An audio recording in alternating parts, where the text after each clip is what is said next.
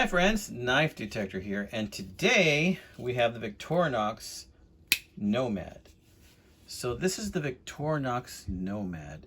I've had this one for quite a while, probably several months, and I've used it several times. I did buy it used. I got a great deal on this knife. I think I ended up getting this knife for $25. These run you about $65 brand new on Amazon. I believe this model is the model that came out around 2011. This one has the one-hand opening, as you saw me use a little while ago. These have the 111 millimeter scales. I think it's some type of nylon that it uses, and it's called the grip type because it's got these nice grips for you to hold on to. These are just great. I mean, Victorinox does a fantastic job with these 111 millimeter knives, as it does with all the other knives they make, just from the A-locks all the way to your traditional knives are like 91 millimeters. They're just beautiful, well-made knives. And if I'm gonna go on a trip, a lot of times I toss one of these in my bag because you never know what tools you're gonna need. So if I go on a trip, I might take of course I have a multi-tool somewhere in the car, right? But I may also have, a pocket knife that I might slip in there like a sunfish. And then I'll have this guy. I'll have this guy because you never know when you're going to need some of these tools. Now, another thing you're going to notice is this does not have the toothpick or the tweezers. It does have the corkscrew. Not a huge fan of that. I prefer another model. I think it's called the Forester, I think. It might have the screwdriver instead of the corkscrew. I like that better, but the appeal to me for this knife is that it's only 2 layers. And the fact that it's only 2 layers means that it's much easier to slip in your pocket and just drop in there and pull it out whenever you need it. Then, of course, it has the little dangle here you can attach a lanyard to if you want to. But it's a 2-layer knife. So, yeah, it's got the corkscrew right there. It's also got the awl right here, and it's the kind that has a little edge on it. Doesn't have the hole, though. Not bad. Let's close this so you can see it. You got to push it this way to close it. Of course, you got your can opener and small flathead screwdriver right there, which I really like this. It's very usable. Of course, you got your flathead right there. You got your bottle cap opener. You got your wire stripper. I mean, this is just a very useful knife. And a lot of guys, on the other feature is this. You press in order to close this. This gives you a little extra measure of security whenever you're using this thing, right? Half stop. Nice. It's a one-hand, right? I like about this too, and a feature that some guys don't like is that, it has a combo blade. So here you have your regular edge right here, and then you have your serrated edge right here. And from my book, nothing beats a serrated edge if you're gonna cut rope, if you're gonna cut some type of cord or, something, serrated edge is just really useful in my opinion, and this is just an amazing knife.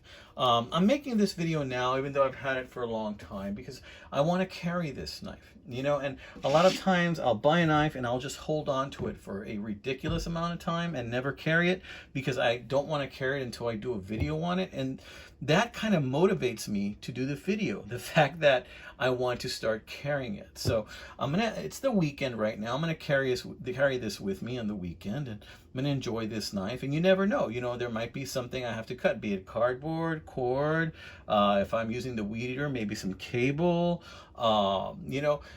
Today was Saturday, or is Saturday, and you're gonna watch this video on a Monday. Today I went over to Market Days in Harlingen, and I struck out big time. It was drizzling in the morning. There wasn't as many vendors as there usually is, and I struck out. I did not find a knife today, and I did see some. There were several there, just none that tickled my fancy, if you know what I mean.